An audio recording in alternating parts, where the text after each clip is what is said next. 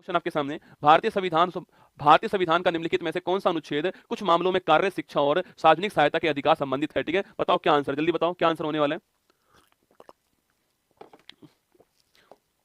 बताओ, अनुच्छेद 44, अनुच्छेद 39A, अनुच्छेद 241, अनुच्छेद 50। देखो सवाल पूछे आपसे कि कार्य, शिक्षा और तो आपके पब्लिक सहायता, दोस्तों यहाँ पर ये अधिकार पूछूं आपसे कौन सा है, ये अधिकार आर्टिकल नंबर 41A हो गया। आर्टिकल नंबर 41 ऑप्शन नंबर सी आंसर है, इसको आपको ध्यान रखना है। ठीक है, सवाल जो पूछूं आपसे, तो मनरेगा पूछे आपसे, वो भी किस आर्टिकल में, आर्टिकल नंबर 41 के अंदर। मनरेगा है काम करने का अधिकार है ना, काम करने का अधिकार किसमें, कार्य का अधिकार आर्टिकल नंबर 41 में। मनरेगा पूछूं आपसे, वो भी आर्टिकल नंबर 41 में। ठीक है, आर्टिकल 39 ए पूछे आपसे, याद करो फ्री लीगल एड ना, निशुल्क निशुल्क कानूनी सहायता पूछे आपसे कहां पर है, वो है आर्टिकल नंबर 39A आपको छापना है। फ्री लीगल एड पूछे आपसे, वो आर्टिकल 39A है ना। आर्टिकल 44 पूछूं आपसे, यूनिफॉर्म सिविल कोड कहां पर है, आर्टिकल 44 यूनिफॉर्म सिविल कोड या फिर समान नागरिक संहिता कहां पर है, वो आर्टिकल नंबर 44 आपको ध्यान रखना है। ठीक है, आर्टिकल 50 पूछूं आपसे, कार्यपालिका एग्जीक्यूटिव और जुडिशरी जो है इसके मध्य सेपरेशन ऑफ पावर की बात करूं आपसे, वो कहां लिखा हुआ है, वो आपके आर्टिकल नंबर 50 में लिखा हुआ है, आपको ध्यान रखना है ना। क्वेश्चन नंबर 2 देखिएगा, भारतीय संविधान ने वर्ष 2002 के 86वें संविधान संशोधन अधिनियम को मंजूरी दी थी, जो कि कितने वर्ष के आयु वर्ग के बच्चों के लिए प्रारंभिक शिक्षा का मौलिक अधिकार सुनिश्चित करता है। देखो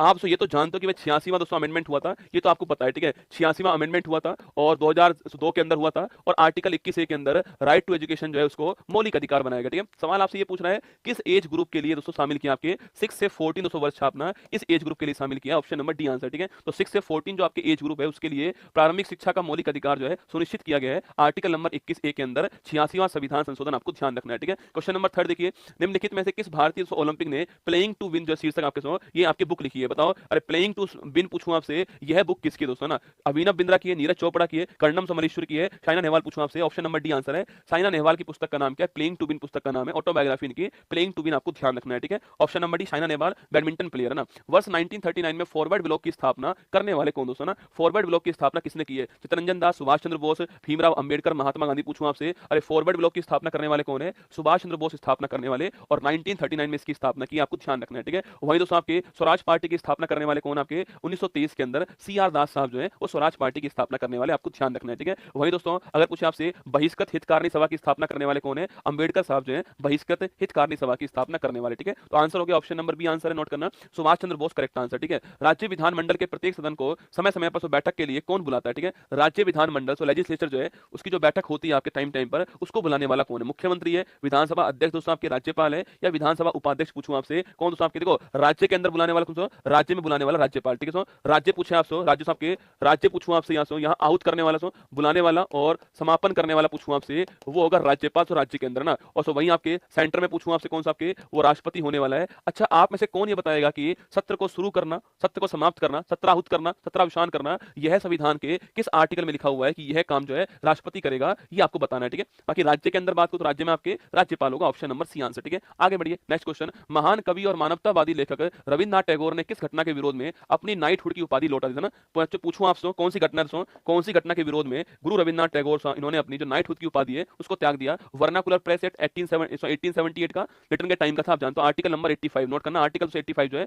वहां पर राष्ट्रपति के पास पावर दी है सत्र को शुरू करने की, उसको समाप्त करने की पावर, आर्टिकल नंबर 85 सुना लिखना। जलियांवाला बाग हत्याकांड पूछूं आपसे, 13 अप्रैल कौन सा, 13 अप्रैल 1919, याद करो 13 अप्रैल 1919 को एक घटना होती है, और इसके बाद में गुरु रविन्द्रनाथ टैगोर ने अपनी जो नाइटहुड की उपाधि है उसको त्याग दिया। ठीक है, वही दोस्तों वर्नाकुलर प्रेस एक्ट पूछा आपसे 1878 रिटर्न के टाइम पर हुआ था, आपको याद होगा। ठीक है, बंगाल विभाजन पूछूं आपसे 1905 में करजन के टाइम दोस्तों होता है ना। इसके अलावा कामागाटा मारू कांड पूछूं आपसे 1914 में कनाडा के अंदर होता है, एक जहाज को रोक लिया वैंकूवर पर, वो जहाज वापस भारत लौट गया, आपको याद होगा। ठीक है, ऑप्शन नंबर डी हमारा ठीक आंसर है ना। उस्ताद अल्लाह रखा खान, साबिर खान, पंडित किशन महाराज और पंडित ज्ञान प्रकाश घोष जो है इनका संबंध किस वाद्य यंत्र से है। ठीक है, तो कौन सा म्यूजिकल इंस्ट्रूमेंट जो है उससे संबंध है इनका, सहनाई, बांसुरी, संतूर, तबला। दोस्तों देखना नाम क्या लिख रहे हैं, उस्ताद अल्लाह रखा खान, साबिर खान, पंडित किशन महाराज, एक नाम और लिख रो जाकिर हुसैन, कौन, जाकिर हुसैन। ठीक है, तो अल्लाह रखा खान, साबिर खान, किशन महाराज, जाकिर हुसैन, पंडित ज्ञान प्रकाश घोष जो है इनका संबंध किससे है, तबला वादक, option number D correct answer हो गया, ये आपको छापना है, ड्रम या तबला, ऑप्शन नंबर डी हो गया। ठीक है, आगे देखिए, मगध साम्राज्य पर शासन करने वाला पहला राजवंश कौन सा, बताओ आपके। अरे मगध साम्राज्य पर पूछूं आपसे शासन करने वाला पहला साम्राज्य कौन सा है, ये आपको छापना।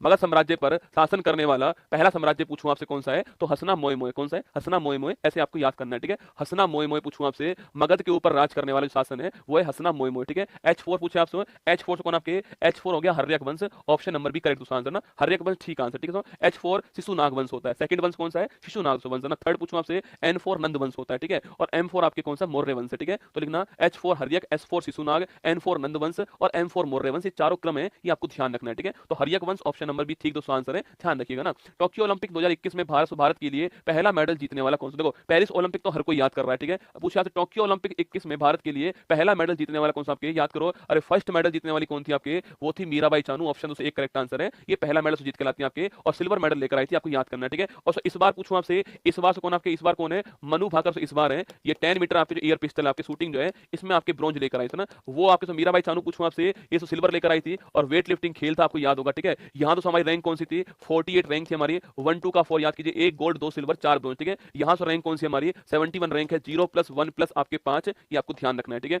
भारत की जनगणना 2011 के अनुसार निम्नलिखित में से राज्य और यूटी के किस समूह में उच्चतम लिटरेसी तो रेट जो है प्राप्त होती है। देखो अब सवाल से पूछ रहा है आपसे कि हाईएस्ट लिटरेसी रेट जो है भारत में कहां पर मिलती है। स्टेट का नाम आप जानते हो ना, स्टेट का नाम आप जानते हो। सवाल पूछ रहा है यहाँ पर यूटी का नाम भी आपको बताना था, सवाल टफ थोड़ा बना दिएगा, ठीक है। देखो स्टेट तो आप जानते हो, केरल से, स्टेट केरल जानते हो आप ना, कि केरल स्टेट होगा, ये तो आप जानते हो। सवाल पूछा यूटी कौन सा होगा टॉप वाला ना, तो यहाँ पर सवाल में यूटी भी पूछा गया है। सवाल थोड़ा टफ कर दिया गया मैंने आपके सामने। अगर स्टेट पूछता तो आप जानते हो केरल हाईएस्ट है और बिहार लोएस्ट है, आप जानते हो, ठीक है। सवाल पूछ रहा है यूटी पूछूं आपसे कौन सा, तो केरल और लक्षद्वीप छापना, ऑप्शन नंबर सी आंसर है इसका, ठीक आंसर ऑप्शन नंबर सी है, केरल और लक्षद्वीप ठीक आंसर है, ऑप्शन सी आपका करेक्ट आंसर है, ये आपको ध्यान रखना है, ठीक है। हाईएस्ट लिटरेसी रेट वाला राज्य केरल हो गया है और यूटी आपका लक्षद्वीप हो गया ना। चलिए आगे बढ़ते हैं। होजागिरी निम्न में से दोस्तों किस राज्य का एक फेमस डांस हो। होजागिरी पूछूं आपसे, राजस्थान, त्रिपुरा, असम, छत्तीसगढ़। होजागिरी कहां से, होजागिरी कहां से, अरे खरिया पूजा पूछे आपसे, त्रिपुरा ऑप्शन नंबर बी है। होजागिरी कहां का है, त्रिपुरा का है, ये आपको ध्यान रखना है, ठीक है। मेजर ध्यानचंद, सारे सवाल दोस्तों एक से एक सवाल है। अगर ये जीके जीएस का मॉक टेस्ट आपने लगा लिया तो यकीन मानना आपकी बेहतरीन तैयारी होने वाली है। सवाल देखो, मेजर ध्यानचंद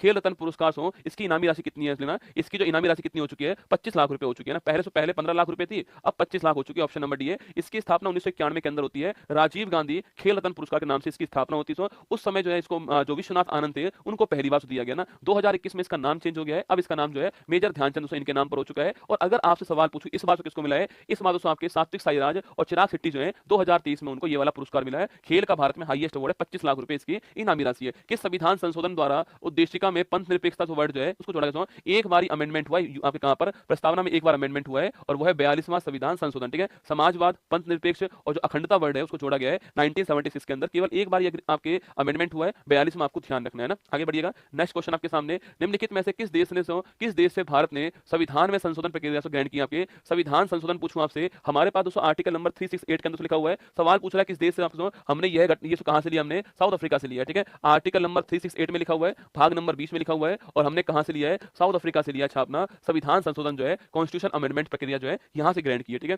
1929 में खुदाई खिदमतगार नामक दोस्तों अहिंसक क्रांतिकारियों का एक दल बनाने वाला सेनानी कौन थे, ठीक है। खुदाई खिदमतगार पूछूं आपसे, इसको बनाने वाले कौन थे, केएम अशरफ थे, अब्बास तैयब जी थे, खान अब्दुल गफ्फार खान थे, और मोहम्मद याशीन खान। दोस्तों याद कीजिएगा, Khan Abdul Ghaffar Khan, option number C correct answer है, खान अब्दुल गफ्फार खान ठीक आंसर है। खुदाई खिदमतगार सो खुदा के बंदे कहते हैं, या फिर इसी को लाल कुर्ती दल भी कहते हैं हम लोग ना, ऑप्शन नंबर सी आंसर है। और पूछूं आपसे, भारत का हाईएस्ट अवार्ड पाने वाले पहले विदेशी कौन थे, वो भी आपके खान अब्दुल गफ्फार खान, ध्यान रखना है, ठीक है। आगे देखिए।